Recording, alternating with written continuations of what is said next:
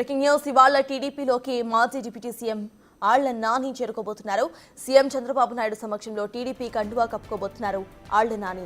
గతంలో ఒకసారి ఆళ్ల నాని టీడీపీలోకి చేరిక వాయిదా పడింది. తాజాగా ఏలూరు ఎమ్మెల్యే బడేటి చంటితో వ్యక్తిగతంగా మాట్లాడారు సీఎం చంద్రబాబు. అయినా ఆళ్ల నాని చేరికపై ఏలూరులో తెలుగు తమ్ముళ్లు అసంతృప్తిగా ఉన్నట్లుగా తెలుస్తోంది.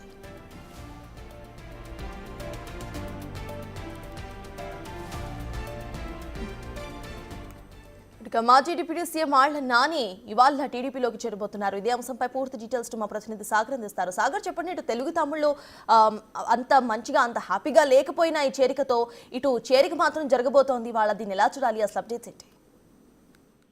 మాజీ ఉప ముఖ్యమంత్రి ఏలూరు మాజీ ఎమ్మెల్యే ఆళ్ల నాని టీడీపీలో చేరికపై ముహూర్తం ఖరారైందని చెప్పుకోవచ్చు. ఈ రోజు ఉదయం 11 గంటలకి సీఎం చంద్రబాబు నాయుడు సమక్షంలో ఆయన టీడీపీ కండువా కప్పుకొనున్నారు. అయితే ఆళ్ల నాని టీడీపీలోకి రావడంపై ఏలూరులోని టీడీపీ నేతలు తీవ్రంగా వ్యతిరేకిస్తున్నారు. గతంలో ఆళ్ల నాని అధికారంలో ఉన్నప్పుడు టీడీపీ నాయకుల్ని కార్యకర్తల్ని తీవ్ర ఇబ్బందులకు గురి చేశారు, కేసులు పెట్టి వేధించారంటూ కూడా వారు సెల్ఫీ వీడియోలు తీస్తూ అట్లాగే అధిష్టానానికి కూడా తమ వ్యతిరేకతను తెలియజేసే ప్రయత్నం చేశారు. ఏలూరు ఎమ్మెల్యే బడేటి చంటి సైతం ఆళ్ల నాని చేరుకుని అడ్డుకునే ప్రయత్నం చేయడంతో పాటుగా కార్యకర్తల మనోభావాల్ని అధిష్టానం దృష్టికి తీసుకెళ్తామని చెప్పారు. ముందుగానే గత నెలాఖరులోనే ఆళ్ల నాని చేరిక ఉన్నప్పటికీ కూడా ఇటు ఏలూరులో కార్యకర్తలు అట్లాగే ఏలూరు ఎమ్మెల్యే బడేటి చంటి కొంత ఒప్పుకోకపోవడంతో అప్పుడు ఆ చేరిక వాయిదా పడింది. మరలా